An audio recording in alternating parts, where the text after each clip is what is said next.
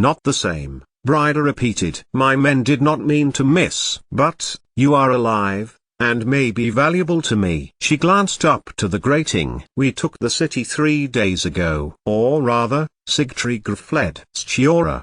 Brida broke off. Men are searching for her, and her brats. And, she broke off again, and looked at Osrith's stomach. You had your child, did you not? I did, Osrith told her. Good, she thought to herself, more connection. A son. He is not with me. And yourself, Brida? The woman, who had not taken her eyes off Osrith, flickered the corner of her mouth. I have twin daughter, she told Osrith, and then she took a few steps towards her, over the straw, and the corpses of 2 unfortunate mice who had chosen to sample the food. You are to come with me, Osrith, she told her, still in Danish, for I have a prophecy to tell. A prophecy? And Osrith was immediately transported back to Dunham, nearly 30 years before, where Skade, a supposed seer, had been imprisoned. Skade, who had targeted Utad, had ensnared his life by whispering prophecies to him, had been no match for Brida, who has scoffed at her words. But now,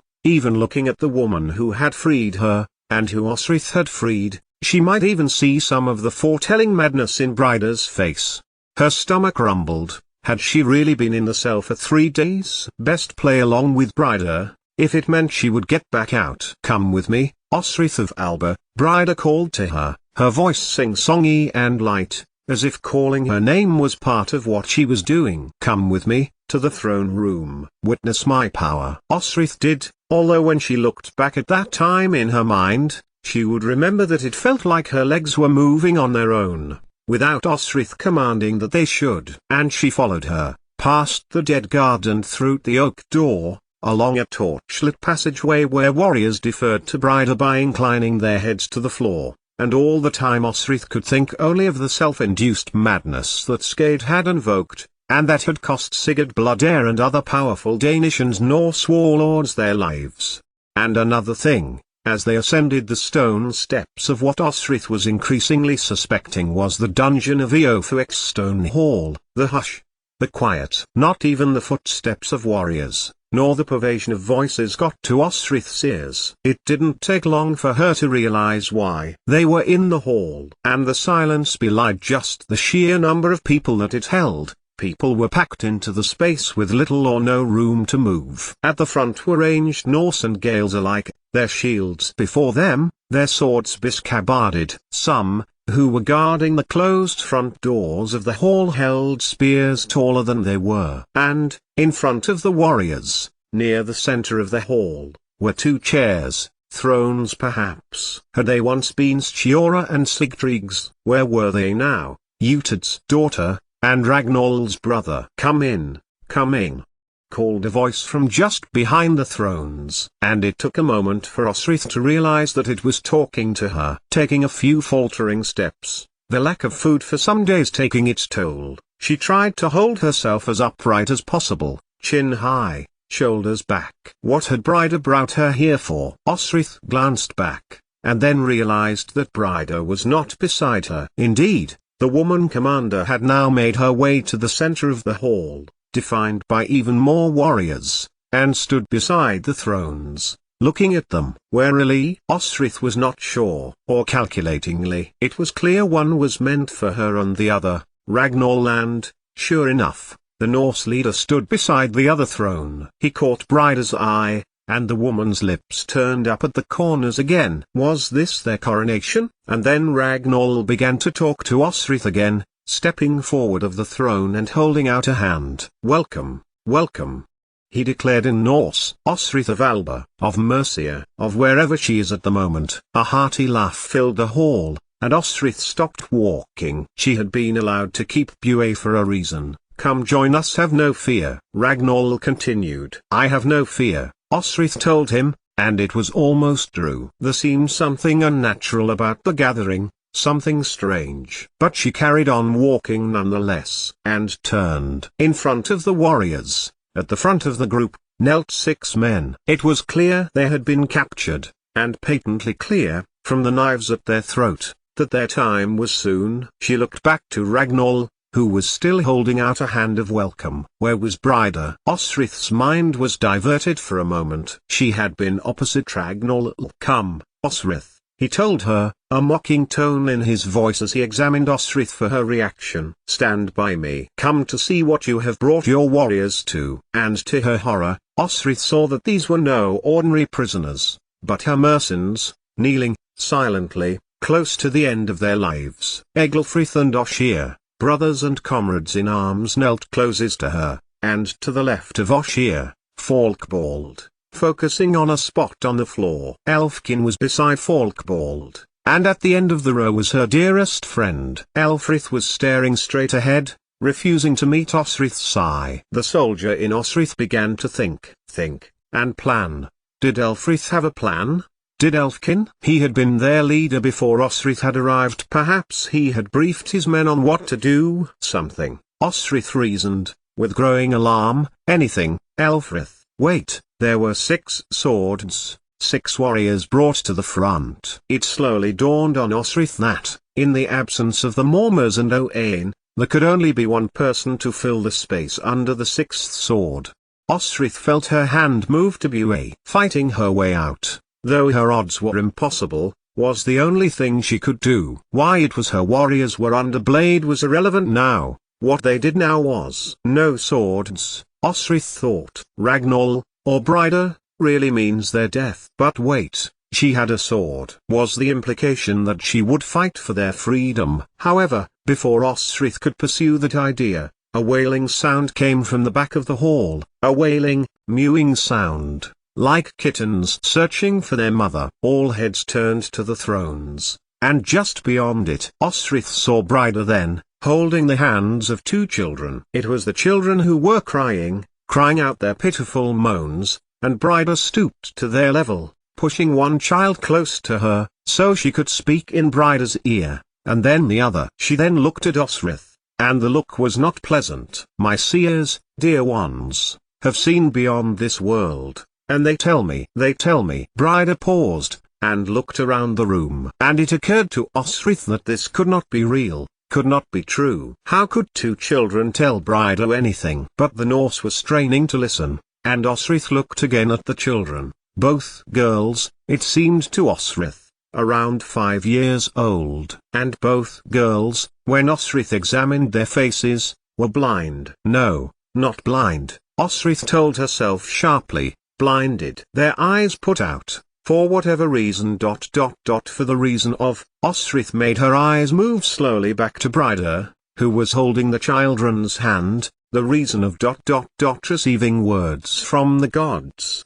Osrith set her jaw firm. If Bryda could castrate a man, a priest, for no other reason than being a priest and being Utad's son, would she have drawn the line at blinding 2 children? Dread and horror, like icy water, filled her stomach as she recalled Bryda's words. She had twin daughters. Could these 2 pitiful children, so cruelly treated, be her own? They say, Ragnall, Bryda told the Norseman, that victory will come with Osrith of Bibbenberg. Yes, of course that is who you are, Bryda added. And to prove it, she must fight and prepare to die. Then I will fight, Osrith told Bryda, a plan instantly forming in her mind. I will fight for my men. She thrust an arm towards the mercenaries, where the Albalords were. Osrith was at a loss. I will fight, she continued, thumping her chest, and then raising her fist, that my loyal men of Mercia will go free. And I have victory at hand. I have victory. It had been one night around a fire, many years ago, when Osrith explained the name behind her sword. Won in a fighting contest at Tara, when the High King was to be crowned, and Malmuir, Constantine's aunt, got married. Buay, victory, had never been from her, and had been her replacement for the one stolen by Nine Fingers. Her men knew most of the story, and had especially enjoyed rolling their eyes at the weak joke. They weren't rolling their eyes now, Osrith knew. Each and every one of them knew that she was talking of Buay. But what she was not expecting was who her opponent would be. It was Utad. Osrith had never seen her brother so subdued, so broken before. Blood trickled from the crown of his head, and his arm seemed to be misshapen. At his ankles, slave chains, and he shuffled about next to Ragnar. Impossible, screamed her brain, as she looked over to her brother. How had he been chained? More to the point, how could he have been captured? Had Aethelstan, or Ethelfled, even, just given him up? That was more unlikely than Uhtred being captured. Uhtred's blade was called Serpent Breath, and he was holding her tightly in his hand, never taking his eyes, unblinking as they were, from Osrith. Oh yes, we neglected to tell you that the fight to death, or glory, Ragnar told her, glancing to Osrith's warriors, was with the man you hate most in the world. Osrith looked to her brother again, and then across to Ragnar. Unchain him, Osrith demanded. Why has he been chained? She demanded to know. But Ragnar ignored her, and looked across to Bryder, before back to Osrith. He seemed very pleased with himself, like a cat, Osrith thought, who had captured a particularly enormous rat. Now, I wonder who would the advantage, he mused, for effect. I would, Osrith boasted. I have been waiting a long time for this, brother, and, at the word, turned her head back to Uhtred's chained ankles. He was still able to move them, and he stood, warrior ready before her. How had Uhtred let himself be captured? But of course he hadn't, Osrith told herself. There was some ruse here. Did the Norse know? Did Ragnar know? Bryder? She seemed too wrapped up in the ritual of being Danish, with the trappings, its process, to really be noticing what was happening in the hall before her. There must be something, Osrith reasoned. But Uhtred was giving her nothing. So Osrith did not hesitate. Whatever this was, it had to seem real, so she began by lunging forward towards Uhtred, who was not prepared for the speed she was going for. Instead of attacking him, however, she thrust Bue into a rope that was holding up the banners of Ragnar's line. A Norse standard fell down over her brother, who fought himself out of it, elbows and wrists, to the laughter and encouragement of all who were watching. When it lay on the ground, Uhtred roared at her, a gutter lake of a sound, and shuffled forward, the chain between his ankles long enough to stride with, which he did effectively, plunging Serpent Breath towards her, which she thrust away from her, holding the handle of her sword with two hands. Osrith. She heard her name on the periphery of her ear, but it was too dim, too dull to pay attention to. Uhtred came back with a blow of his own which struck the hilt of Bue, bending one of the hand protection pieces. Osrith moved her hand in time, hitting Uhtred at the back of his leg with the pommel. It wasn't enough to make him fall, but he twisted awkwardly, and the stab of his sword which was aiming for her torso. Around them, a groan went up, Norsemen appreciating a fight, and a missed blow was a disappointment. Osrith turned and, while Uhtred struggled to his feet, Osrith willed him to let go a hint, a shard of light to land into her brain and make it all make sense. What is it, brother? She asked the world. What is going on? She sneaked a glance at the crowd. Her Mercen warriors were still kneeling, faces away. But where were Engus and Felim? Owain? Her eyes darted around, looking for anyone, any clue that she could use. And Uhtred's men. Sihrik, Osferth. Finan. What was going on? So she kept her advantage, despite suddenly wearying. Lack of food was now making her muscles tired. But she shook her head and made herself focus. What do you need, Uhtred? What? Uhtred stood before her again, a ferocious look on her face, and this time the advantage was his, as he drove her back towards the rear of the hall, giving her no time to catch her feet nor reply in kind. The blade got close to Osrith's face with the next blow, but she slipped under Uhtred's arm, shoving his elbow, which clearly pained him, and he jolted forward. Clearly? No, this was acting. He had smeared blood on himself to make himself look injured. The chains were not locked around his ankles, although from a distance they appeared to be, behind Uhtred, and Osrith turned the point of Bue to Uhtred's back, tapping it lightly, and then scoring down his leather jerkin, though it looked more brutal than it was. He should get the hint now, that she knew there was a ruse. But the pain in her leg told Osrith different. Uhtred had kicked back forcefully with the chain, which had whipped into her shin. That was painful, and Osrith staggered back, crying out with pain and anger. "Why won't you help me guess the plan?" Osrith raged in her mind. "Let me help you." "Finish him," came a cry from Ragnall's direction, and a quick glance told Osrith that Bryder, with a contented grin on her face, was enjoying every moment of the fight. She had her daughters, if that's who the poor little mites were, beside her. And beside them, 2 more children were now standing. Osrith spat out the dust in her mouth and brushed off the bits of splintered wood that had flown up from the damaged hall floor. She narrowed her eyes to Utad. "Ready to give up, brother?"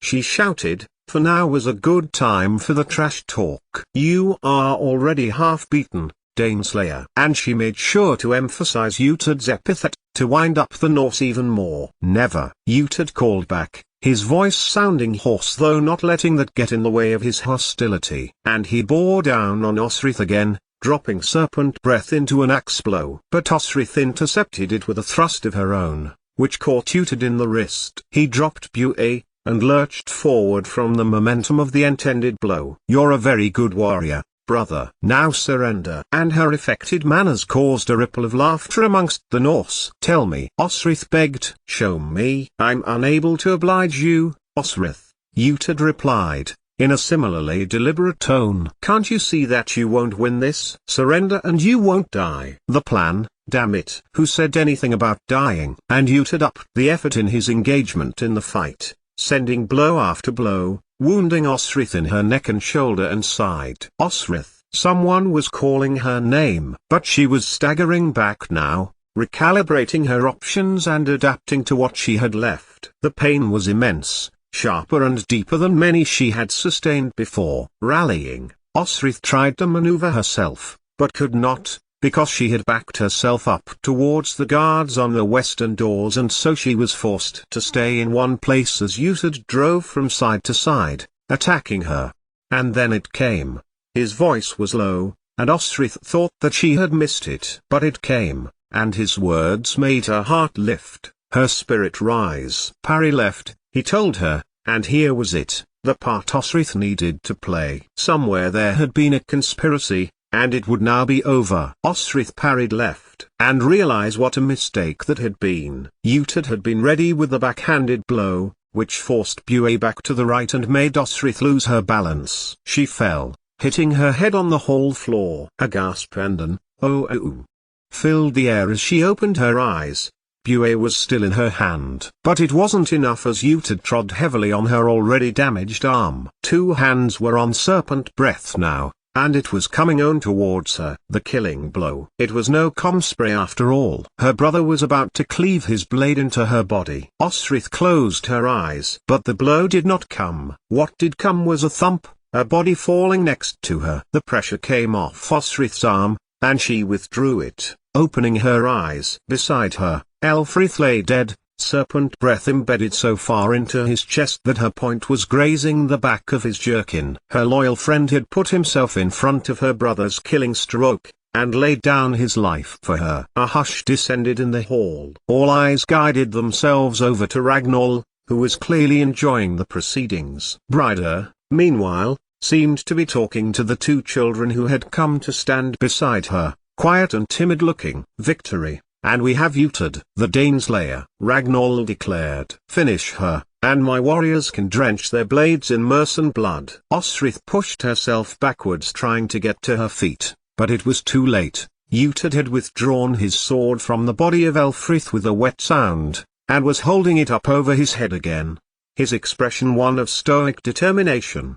She did not expect what came next. A shout went up from Bryder, who still had the other children beside her. She glanced from Utad and Osrith, then knelt beside the boy and the girl. "They say that they cannot see beyond this world." Bryder shrieked the words, as if a bin sigh had come across over the Irish sea to speak for her. "So I must help them." There. It was then that Osrith saw the first whisper of a counterattack. In the crowd, someone moved, someone made the warriors stand out of the way. A woman. She stepped forward, as Bryder continued her explanation, and stood at the very edge, next to Eglfrith. "I will make them see beyond this world," Bryder was saying, and a blade was in her hand. Osrith saw the woman was Chiora, and so the children. she reasoned, must be hers and Sigtrygg's. But what transpired next was just fragments in her mind. An image of young Finan flashed before her eyes, and she wondered about him for just a moment, before glancing to Elfrith's body, now bereft of breath. Life too, Osrith mourned. A hand crept over her mouth and a strong hand around her body. You are coming with me. Ragnall's voice was at her ear, and Osrith had no time to scream, even if she wanted to. The last thing she remembered was Chiora stepping towards her father and Utad handing her serpent breath, and the screams from Brida as Chiora hacked her to pieces. They were firmly lodged in Osrith's memory as Ragnall Levason dragged her from Eofuic's Great Hall. 88,888,888. The night air was cool and crisp. Warriors poured into the floodplains around Eofuic out of the hall at the center of the city. There had been a breach of defenses, and somehow, Mersins, Norse and Gales had managed to storm through the gates and attack the skeleton defenses around the perimeter wall. And, as Ragnall's forces fought from a standing start, from the hypnosis of an entertaining battle, against a band of warriors who had spent the last 2 days marching southeast. They had traversed the lower landscape between the Pennine Hills, crossing west to East Northumbria, past Stainmore and Ripon, and now was having the advantage over a group of Norse at the northern gate. Did he say how it was done? Eswi had asked, just an hour before the battle. Miral, who had been the one to speak to Aldhelm, shook his head. All I know is that Utad managed to access the city through the sewers. He pretended he was a captive and got a guard to bring him to Ragnall. He looked at the wooden palisade wall. His men are inside the city now, and should open the gates. And he broke off when he saw 3 men striding across the field to them. Engus, feel him! Exclaimed Eswi, clapping both men on the back. Prince Owain. He held out a hand to the prince, who took it, but saw his face. He turned back to Engus. We were separated, Engus told them. The Mersins were captured by Ragnall's men. He stopped, abruptly. And, though Eswi thought he could guess, he had to ask, anyway. Osrith, did they take our captain? They did, Engus told him. He glanced over Eswi's shoulder and saw the men with him. 200, from both Cumbraland and from Strathclyde, combined. Waiting for them at Mont Bridge, as of both his brother Findle, and Diffnwell, had been expecting them. We wait, Eswi told them all and, in the absence of a commander, turned to Miral and said in English, you are the highest-ranking warrior of our captain's men. We defer to you for instructions, for we are here to fight for Mercia. And once he had translated back to Engus and Phelim, both Mormers nodded in agreement. But you'll have to tell me what it is you are planning. They don't speak a word of it. Some of us do. One man spoke up. He stood away from the group, and was perhaps their leader. Might Prince Owain translate for those Cymric speakers of us? Eswi smiled, and looked at Miral. He can. Miral told him, and asked Eswi to inform Owain of a duty for them. We need to discuss the last time you saw the captain, Miral told them. And you have some other men? The men in question, clothed in red, stood a little apart from Engus and Phelim. Gwynedians, Eswi told Miral, loyal to Prince Owain, and so we find them in our number. Good, Miral replied. They and the Cumbraland men and those of Strathclyde, they should fight well together. And we need to find Aldhelm. He glanced across at the field, stalwart men doing a job, halsing fast against the enemy. Where's Elfrith? Taken, Engus told him. Miral inhaled. The only Merson amongst 200 savages. He'd better plan well, if he wanted to see his countrymen again. Now, as the Norse and Gales flooded out of the Eofuix city, the plan was in place. Miral had spoken to Aldhelm, who had told him that Utad was to open the gates. Their objective, which became the Strathclyde and Cumbraland objective, was to attack the minute they got out, pen them as close to the palisade and keep them from gaining ground. Utad, if the plan went well, would be pressing the men forward with a force inside, expelling them from Eofuic. And it was working. In amongst the chaos, Ragnall strode out of the city gates, holding tight a struggling Osrith in his arms. He looked about at the chaos, watching his Northmen fighting the attackers, and trying to fix his eyes on the allied warriors. Osrith was needed, he knew, for she was never intended to die. His purpose in obtaining her was to convince her that Constantine had already made an agreement with Anlaf Guthfrithson and that she should bring down men to help defend Deofowick. In kind, he was to send troops north, to honor it. But Bryda had her own ideas, and he, like a fool, had gone along with them, and wasted time. Well, he just had to make up this time. It was a pity that Sigtryggr had fled the city. His wife, no doubt, would be under the protection of her father, and that really was a blow that Uthed the Daneslayer was inside Deofowick. Had his men not captured him? No matter. He found the men he was looking for, Gales from the top northeastern corner of Irian, who were bound to him because he had rescued them from watery graves. Shield wall. The call had come up, and around the northern and western edges of the defences an arc of mercenaries and allies, shields touching, another line behind, shields above their comrades' faces.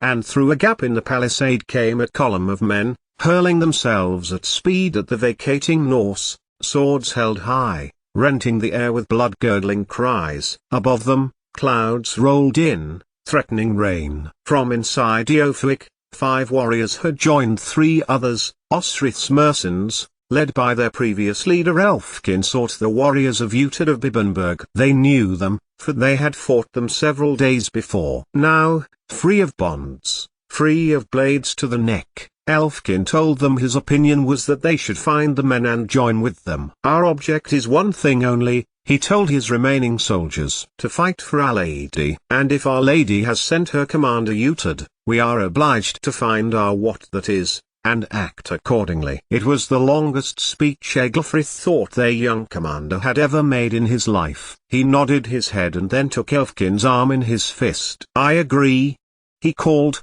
and then Ossier and Falkbald also took Elfkin's arm. Mercia! Cried Elfkin, but said no more, for there was a shout going on outside. He tilted his head and listened. They were shouting for us. That's our cry, Ossier exclaimed. And, from their place not far from Sihrik and Osferth, they too took up the cry. Behind them, Sigtryggr stood, beside Chiora and Uthed, as his father-in-law strode over to them. Outside, the cry continued. Whether Osrith heard it or registered it, it was clear she was in trouble. Ragnall, who had now gone back to the fray, had deposited her, wrists bound, sword confiscated, with 4 large Gales, who knew that they had it easy, essentially babysitting a bound prisoner. When Ragnall left her, she immediately tried to run, but fell at their feet. All of them burst into mocking laughter. Protect her. She is of value, Ragnall cried in Norse, as he disappeared, and Osrith, who had seen Bué, thrown in her direction, reached for it. A booted foot trod heavily on her hand. Mercen bastard!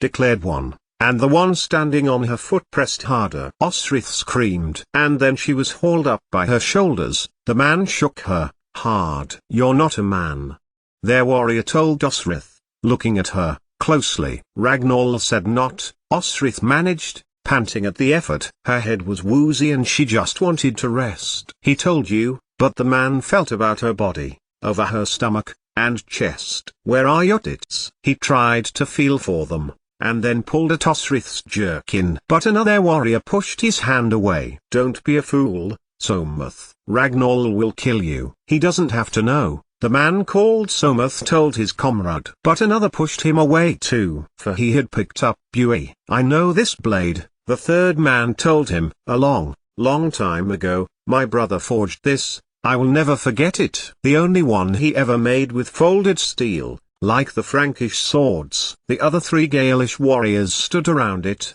moonlight reflecting off its long metal. Osrith, still being held by the first warrior, stumbled back. Look, we need to look after her, Combe, emphasized the second, and he took hold of Osrith by the shoulders. At least she doesn't understand anything we are saying. He let Osrith sit on an upturned shield. I understand, well enough, Osrith panted in Gaelish, and then a shiver came over her, and she felt her knees crumple. The man called Combe caught her, and used the back of his hand to feel her forehead. Not fever, he said. Perhaps some water? Somuth, bring one of the skins. My thanks, Osrith said to him, in Gaelish. Somuth and his brother Sma glanced at Comb, who had put the water to her lips and helped her drink. When he moved it away again, she added, I won that blade in a fighting competition, a long time ago. The fourth man, Kelduin, looked at her face, and then back to the blade. It says, Buey. He grinned at Osrith. Have you had much Buey with her? Comb, who claimed his brother had forged her, glanced at the engraving and back to Osrith. Never lost, she told them. Until now, Kelduin pointed out. And then, Comb, looking back from the blade, turned his face to Osrith. Are you ... No, you can't be that girl. I won that sword in a fight against a man called Bryn, who was the servant of Prince Domnall Macht. And she waited for the realization to dawn, if indeed the warrior called Comb had been at Team Reach, at the Knock where all High Kings were proclaimed. And Osrith was transported away from this battlefield, and the cries and the screams of war, to a balmy late summer 30 years before, when she had been part of Domnall Mac Dewey Alpin's company, as Constantine's companion and warrior. She had lost fed a sword then, but had chosen to fight to win another. When Malmuir was married again and Flan, king of the southern Uineel, had cast aside Domnall's sister to be a slave so he could climb high enough to be High King. When Tagged had demonstrated what being hand-wed meant, and the Morrigan had seen to it that they had developed feelings for one another. When Ira and Mary were but girls and Osrith had taught them to read and write. When Neil Glundube and his cousin Malcolm were small children. Where she had learned how to ride Constantine, thrusting down on top of him, to grind her clitoris, so that she could bring on an orgasm.